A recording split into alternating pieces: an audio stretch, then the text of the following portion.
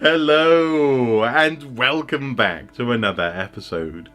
Today I want to share with you my favouriteest of cakes, the humble Bakewell Tart. Now, ever since I can remember, ever since I was knee-high to a dragonfly, as they say, I have loved the Bakewell Tart. Or rather, I suppose, the cherry Bakewell. This is probably the thing that most people think of when they think of Bakewell tarts. One of these. A tart with a fairly thick pastry crust, a white icing on top and a glazed cherry floating around in that icing. And inside is a sponge that's almond flavoured with a thin layer of raspberry jam underneath that sponge, just as a little treat when you bite into the tart. They're fairly heavy in texture, and in that sense, they're very satisfying to eat. They're very one and done in that sense. You know, one of these with a nice cup of tea or some juice when I was a boy is very satisfying. And I was just enamoured with these things. I was fascinated by them, not least because I liked to eat them, but also because they just looked like something that would come perhaps in a fairy tale banquet, or the Mad Hatter's tea party. And whenever I was asked to draw in a story like a kitchen table, there'd always be a plate with a cherry Bakewell on top in that picture. So the Bakewell fascinated me. I was enthralled by this cake, and because of that, adults started to tell me of the Bakewell and started to tell me that this is not a Bakewell at all.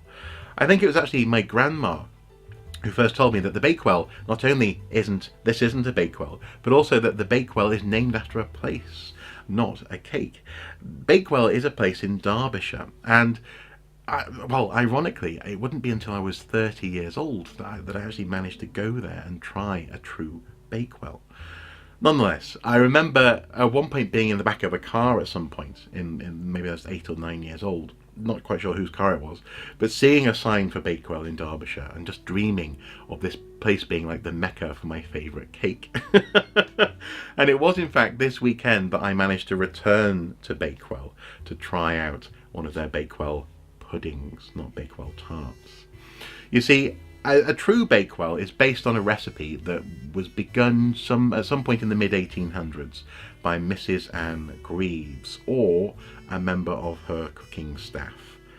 It's a bit hazy, but nonetheless, we know that the recipe comes from the Rutland Arms in Bakewell, and that it was a bungled cake. There was a cake gone wrong. The person doing the baking made a mistake, and I think it was meant to be a frangipan, which is like an almond, fairly heavy almond sponge cake with a fairly thick crust, but it actually came out as something more like a Danish pastry, but not a Danish pastry in any respect, with a thin, slightly burned, but in that sense caramelized layer of frangipan on top. That was the Bakewell pudding, and it was a huge hit. They actually tried to save it when they cooked it. I think they added extra things like jam to it to try and, this is a bit rubbish, let's try and make it a bit more tasty. And out came this beautiful thing that became very famous very quickly. In fact, when I went there for the first time on my in and around my 30th birthday, it was an unexpected 30th birthday treat. We were travelling, we were going past Bakewell, and my wife went, let's go now. So we went, and we went to the Rutland Arms, and actually the guy who manages the place gave me the last copy that they had on the day of the history of the Bakewell tart for free, just because I was so enthusiastic and so excited. It's clear from the history of the Bakewell tart that it very quickly became popular. People like Charles Dickens supposedly became interested in the Bakewell in some capacity, and eventually they became so well known that people around the area wanted the recipe. They wanted to be able to make their own Bakewells. But as with all sort of great discoveries, it was jealously guarded. The recipe supposedly was once traded to someone in the town in return for some work that they did for the family. And so now when you go there, there's two main places, at least, and maybe three, but certainly two official main places where you can get a Bakewell. One of them is a Bakewell pudding, an original recipe Bakewell pudding. It's a wonderful little shop that basically just does Bakewells and cakes. And then the other one is a bit more of a bakery. They have savoury stuff as well, where you can get a Bakewell Tart. And on Saturday, for the second time, 4 years after my first time, I managed to get a piece of each and compare them once again. And this time, actually, we were with, well, my wife was there, but also we were with a friend of ours who's visiting us from Germany, and she was fascinated by my enthusiasm for these things.